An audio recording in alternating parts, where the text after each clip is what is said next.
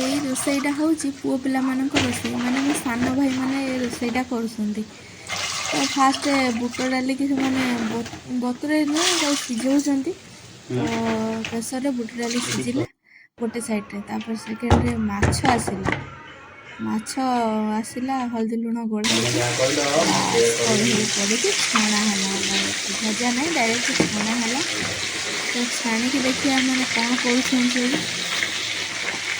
କେତେ ମୁଣ୍ଡ ଆଣିଛନ୍ତି କି ମାଛ, କେତେଟା ମୁଣ୍ଡ, 4ଟା ମୁଣ୍ଡ ଦେଲା।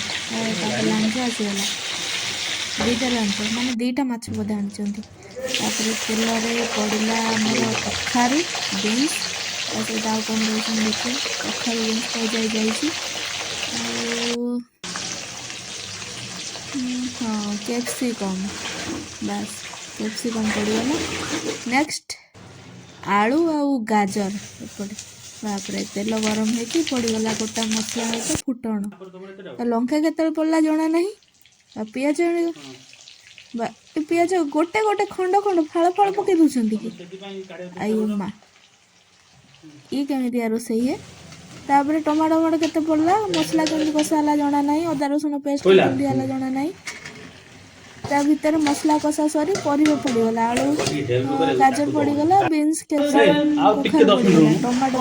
ଟମାଟୋଟି କଞ୍ଚା ଚାହିଁଛି, ଟମାଟୋ ବହୁତ ପଛରୁ ବୋଧେ ପକେଇଛନ୍ତି, ଲଙ୍କା ବହେ ପକେଇଛନ୍ତି।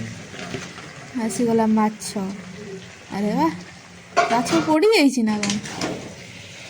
ତାପରେ ତାକୁ ମାଛକୁ ଘାଣ୍ଟି ଦିଅ, ଘାଣ୍ଟି କରିଦେଇ ସେଥିରେ ଦେଲେ ବୁଟ ଡାଲି। ହଁ, ତାପରେ ତାକୁ ଘାଣ୍ଟି କରିଦେଲେ, ପାଣି ଢାଳିଦେଲେ।